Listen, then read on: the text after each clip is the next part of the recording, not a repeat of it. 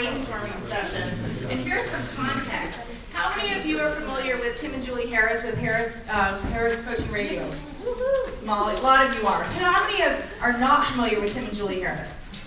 Okay, cool. We got some new ones in here. Tim and Julie Harris are actually our business partners at eXp Realty, and I was coaching with them a few years ago, and I ran across their podcast. They have the longest running daily podcast in real estate podcast history, I guess. They run it 5 days a week.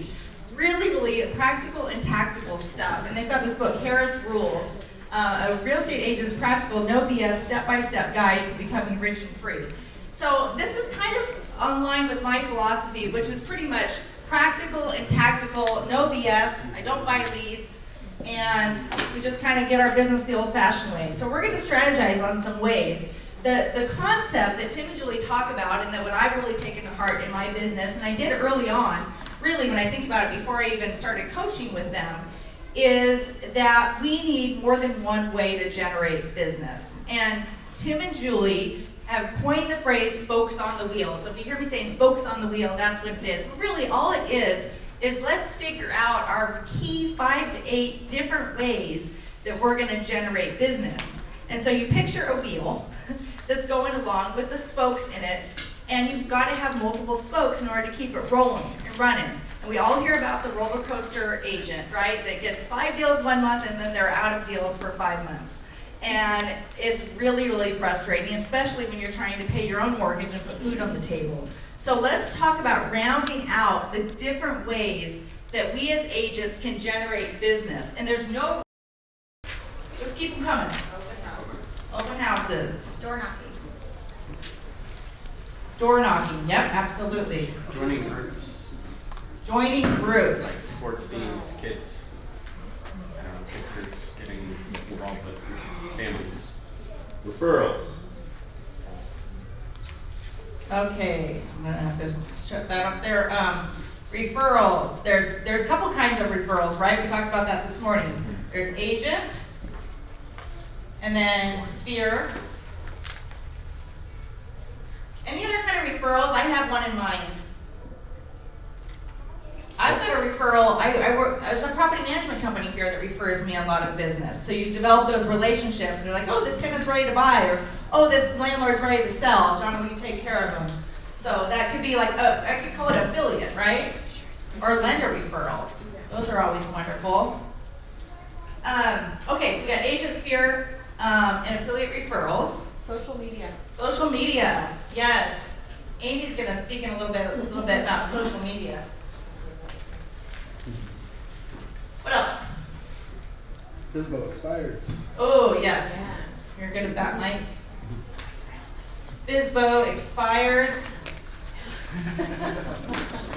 Has anyone done any FSBO calls here besides Mike? Mallory? Yes. Kim? Has anyone gotten a listing off of FSBO? Mike? Kim? You have? Okay. Not here, but No, in Arizona? Okay, cool. Nice. Education classes, what is it? Expand on that. Like teaching, like we talked about, teaching people how to buy their first house. Okay.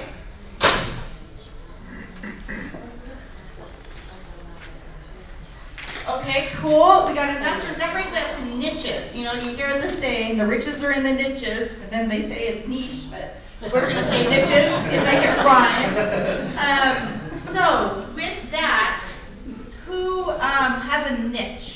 Does anyone have a niche? Yes. I'm currently starting mine. I'm starting Boise Pride Pages, which is a LGBTQ phone book for LGBTQ owned businesses.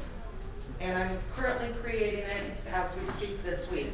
Very cool. I like it.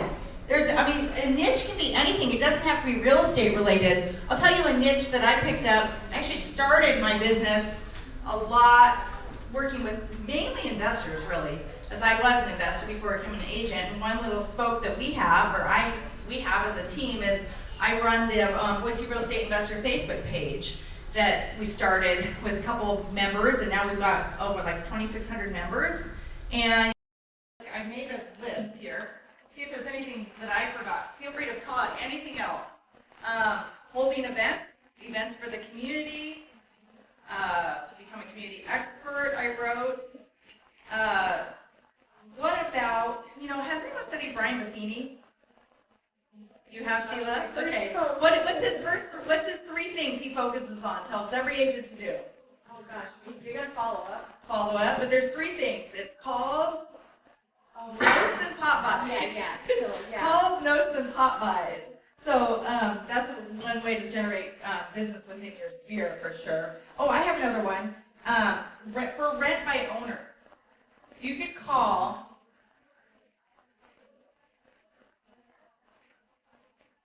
I'm smearing because I'm left-handed. Sorry, guys. You can call for rent. Like if you go to Zillow and you see the houses for rent that are rented by the owner, you can call them because if they got a vacant property, they may be stressed about paying that mortgage, and maybe they decide now is an incredible time to sell because prices are up 40% over the last 18 months. So I think that's actually an excellent time to be pursuing some things like that. Companies are a huge source of lists to be able to, and you can even get really specific, like you want people that don't have a mortgage on their homes, or you want people that have at least 70% equity in their homes. That sort of thing, so that you know that you're dealing with people that can afford to sell. You can also go, I want this neighborhood, and this neighborhood. One area that we've marketed to is like the Eagle River Corridor, we call it, right? There's Eagle neighborhoods, and you can go, oh, we want ones that have been homeowners in there for at least 2 years, and they have 50% equity in their homes that are owner occupied. You can do all of that. Speaking of occupy, you also can pull non-owner occupied lists and reach out to old, like accidental landlords or people that are out of area but then have rental properties here. And a lot of times their houses, they just didn't sell at the time, but if they get the right price or make that right connection, they're willing to sell. I've had some success with that. So that's just a smattering. So with that, I sent out a handout. I'm going to go over it really quickly. But this talks about, again, the spokes on the wheel.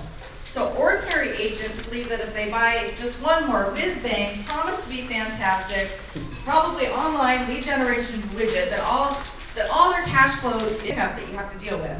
So most agents truly, and this is what I've seen, have 1 or 2 spokes or pipelines for their business. And maybe, you hear, like Brian Buffini is an incredible coach. His focus is sphere and referral, right? And so that's huge and you have a lot to learn from him for cultivating your sphere and referral business. I believe that really to be well-rounded, you should have multiple spokes of business. The spokes are always repeat or referral. We call it luck in real estate. It's not predictable. We can have our favorite people in the world, our favorite clients in the world, but maybe we like them because they're stable. Maybe because we always know what to expect from them and they stay in one place. The challenge is they're staying in one place. They're likable, stable, friendly.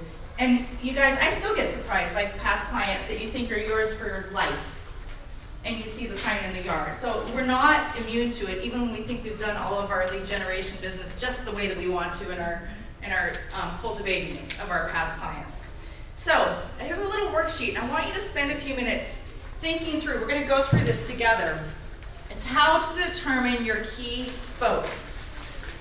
So the first question, and be honest with yourself, especially if you're a new agent, ask yourself, do I actually have a marketing budget? If so, how much is it? And go ahead and just, this is just a brain exercise for yourself and really think through that. It's okay if you don't have a marketing budget. Because what that means is we're going to need to get good at prospecting first. A lot of times people go, I'm just all marketing referral based, and then people go, I'm just all prospecting. The challenge is when you're getting started, you don't have the referral and the sphere base and the past client base to play off of. So a lot of times, most times actually, it takes the prospecting in the first couple of years to move your business to more of a marketing referral. I think it's very, very realistic, and it's just a matter of timing your work hours, time blocking, right? Mike, you're an example of that. So, what is my real income goal for my real estate business? Tim and Julie have a business planning kind of pamphlet that if you want, you can contact me afterwards and we can send that to you. But it's called the Real Estate Treasure Map. And it's really mapping out how many listings, because listings are more predictable than buyers. You need at all time to make the money that you want to make in your real estate business. And as you've been an agent for a little bit, you realize all of a sudden you get excited about that $10,000 commission check. It's not all yours. there's a lot of expenses involved in real estate and a lot of different places that money is going, including taxes. So we are here as a resource. I'm just going to throw that out. So Sheila and I both, as working with agents, and if you need help kind of determining how to kind of budget as you create your business, we're available for that because it's really, really important. I see a lot of new agents get in the business and spend a lot of money on things that I wish they would have talked to somebody just to talk through and just to make sure you're going to get the right ROI, return on investment. So how many transactions do I need? Take your answer from number 3 and divide by the average net commission in your market. So I know we don't have set commission rates in Idaho, but let's just say that we're operating on a 3% model. And what's our median price in Ada County now for single family? It's like $525 I think or something. Oh, $525 for resale, I think. Yeah, numbers just came out yesterday. So let's say someone can do the math for me. What's 3% of 525?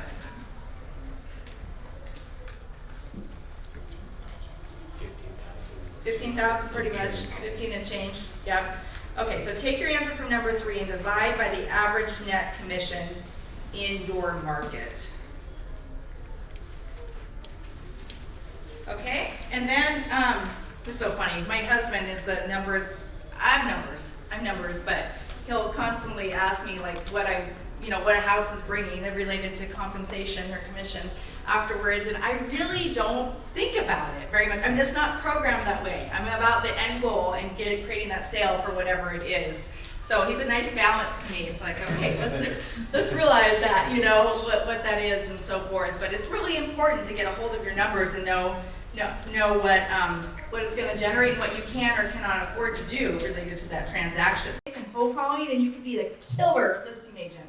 You could be the person that, I'll speak on myself. I've never cold called. I'm a killer listing agent. Yeah. So it's getting to know your own personality and your own strengths, and we'd love to help agents tap into that. It's so exciting. Okay, so turn the page here. What support does my office offer me? This isn't a pitch. You're taking the time. You're not getting CE credit, and you're learning and you're bettering yourself. So I just think that's absolutely awesome. So take advantage of these things when they're offered, and know the difference between true education and a pitch fest. And there's a lot of those out there with webinars and so forth right now. What has worked for me in the past, and why did I stop doing it? And that's, of course, if you've been an agent for a little while, right? Kind of, sometimes I'll go back and I'll be like, oh gosh, that was really good, but I was getting some momentum. Why did I stop that? And I think a lot of times as agents, we can kind of get bored a little bit, and it's kind of like, oh, it's rote, we're doing the same thing. Oh yeah, I don't want to make my calls this week. Let's try something else. Let's go do the Facebook ads, or let's just do video, which video is amazing. We should have added that YouTube actually on here.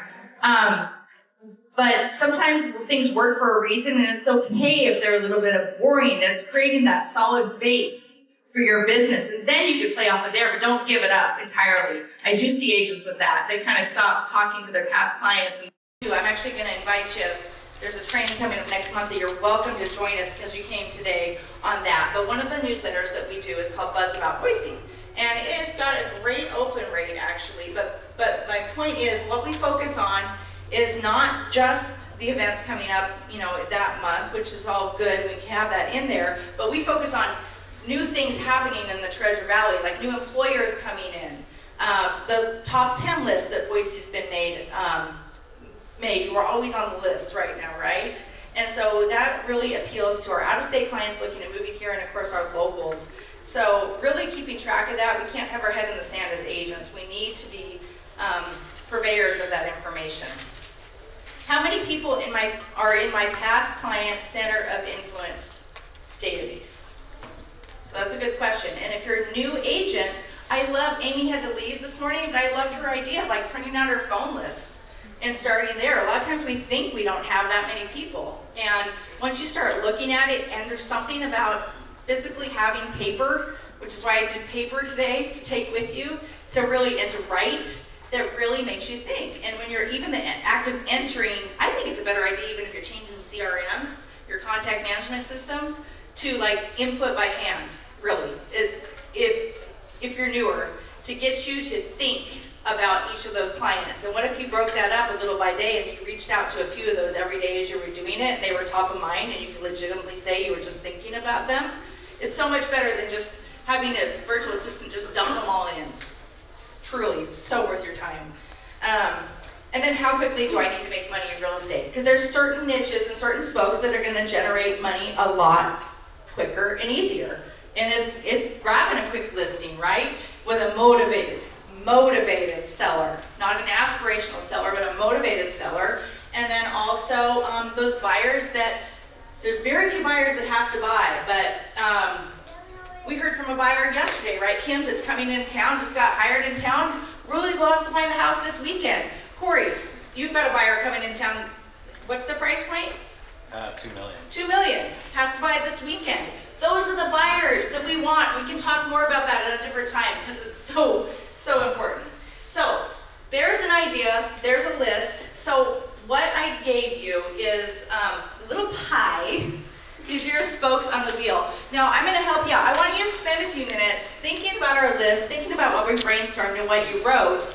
And I think every agent should have 5 to 8 lead generation spokes.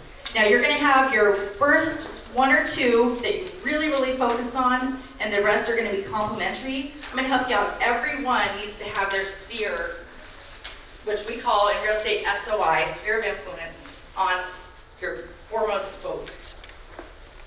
So I'm gonna play some music for just a few minutes. I want you to